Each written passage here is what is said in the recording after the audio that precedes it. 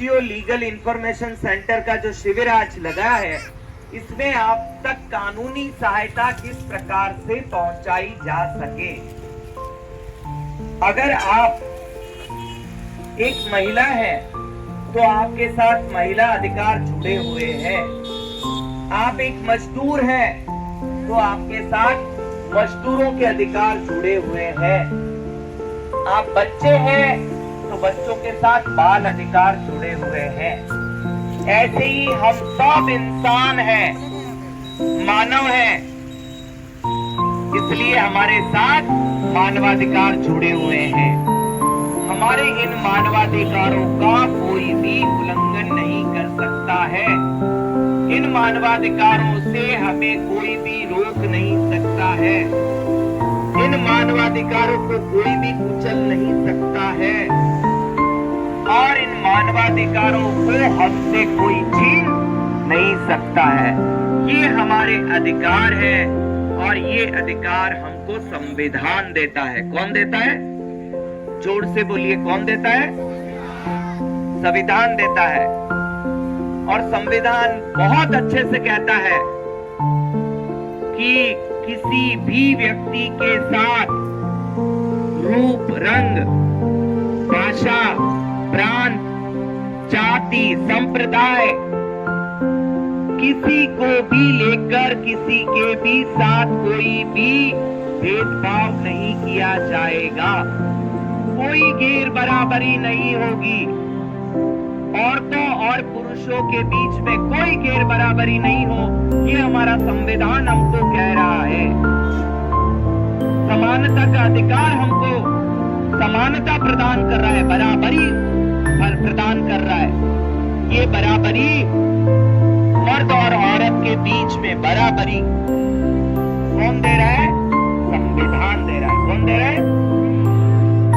पहले नोटिस आया था कि आपको 15 दिन के अंदर ये झुग्गी जनता कैंप जो है, ये जो जितनी भी आप झुग्गियाँ दिख रही है वो खाली करनी है और आप कहीं भी ये रेत बसेरे में जाके कुछ दिनों के लिए रह सकते हैं। तो इमामुद्दीन जी और भूपेंद्र जी हमारे पास सहयोग के लिए आए और ऑफिस में हमारे आए तो हमने देखा कि आपका जो केस है वो कैसा है, किस तरीके का है। तो हमने देखा कि वो इस तरीके से आपके ये झुग्गियों को हटा नहीं सकते। तो इसके लिए हमें कोई भी केस है वो बातों में नहीं होता, हवा में कोई बात नहीं होती है। तो उसके लिए हमने इनसे बोला कि आप जितना हो सके अपने डॉक्यूमेंट्स लाइए। तो वो कानून भी मैं बताऊंगा और आपको प्रैक्टिकल तरीके से भी बताऊंगा कि उन डॉक्यूमेंट्स का क्या महत्व है। हमने वो डॉक्यूमेंट्स क्यों मांगे और उनसे क्या हो सकता है। क्या है कि दिल्ली में एक 2010 में एक एक्ट आया था, एक कानून आया था जिसका नाम है डोसिप एक्ट। उस डोसिप एक्ट में दिल्ली गवर्नमेंट ने ये कहा था कि आप जब दिल्ली में जितनी भी क्लस्टर है, मतलब झुग्गी झोपड़ियाँ हैं, उन सबको देखो कहाँ पर है और उनको आइडेंटिफाई करके उनकी एक लिस्ट बनाओ कि कहाँ पे कितनी झुग्गियाँ हैं, कितनी एक जगह पे कितनी झुग्गियाँ बनी हुई, कितने लोग उसमें रहते हैं। तो एक लिस्ट बनाई गई जिसे डोसिप लिस्ट कहा जाता है और उस डोसिप लिस्ट के लिए एक डोसिप पॉलिसी बनाई गई 2015 में।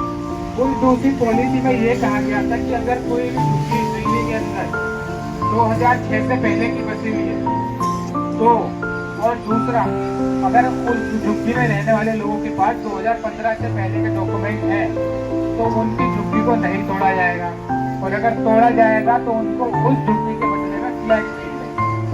ये है कानून। इसलिए हमने भूपेंद्र जी और हुमायूं जी से बोला जितना हो सके आपके पास 2015 से पहले के डॉक्यूमेंट लेके आइए हमारे पास। तो क्या हमारी ये झुग्गी जो है ये 2006 से पहले की बनी हुई है?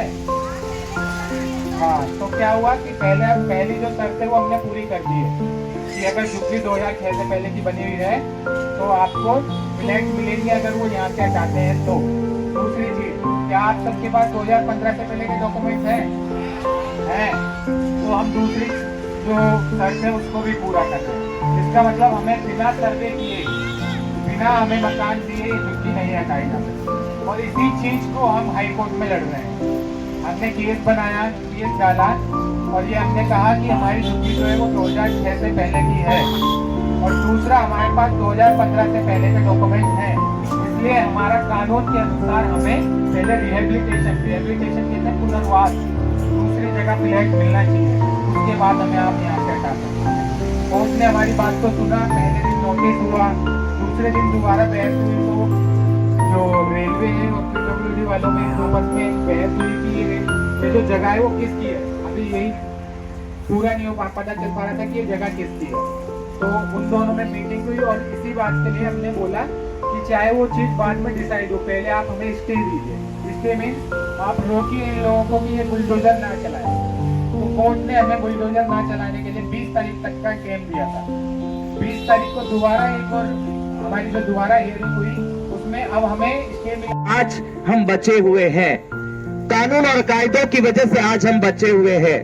अगर ये ना होते तो आज हम गरीब होने की वजह से सड़कों पर आ जाते हैं। आज तो हम फिर भी सड़कों के किनारे पर हैं। इसलिए संविधान सबसे सर्वोपरि है, सबसे ऊंचा है। मंदिर, मस्जिद, गिरजाघर, गुरुद्वारा, इन सब की भी बात करें तो इससे सबसे सर्वोपरि संविधान है। संविधान में क्या कहा है? संविधान में खूबसूरत बात कही है कि हम सब बराबर हैं। यही तो आपका खुदा कहता है, यही आपका ईश्वर कहता है, यही तो गॉड कहता है, यही तो आपका ईसा मसीह कहता है। क्या कहता है? हम सब बराबर हैं, हम सब इंसान हैं। इंसान इंसान के बीच में कोई भी फर्क नहीं होना चाहिए।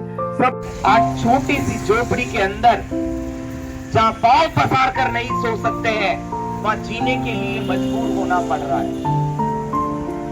और जिनके परिवार में 10-10, 12-12 लोग हैं, वो कैसे एक छोटी सी झोपड़ी में सोते होंगे, आपसे ज्यादा अच्छे से कोई नहीं जान सकता है। परंतु जिनके परिवार में सोने वाले 2 प्राणी नहीं, वो 8-8, 10-10 एकड़ की हवेलियों में पड़े हुए हैं और एक-एक कमरे में उनके जाने का नंबर ही कम से कम 2-2 महीने में आता है। आज गरीब रोटी के लिए मोहताज हो रहा है। वो रोना बंद करो और घर का प्रबंध करो।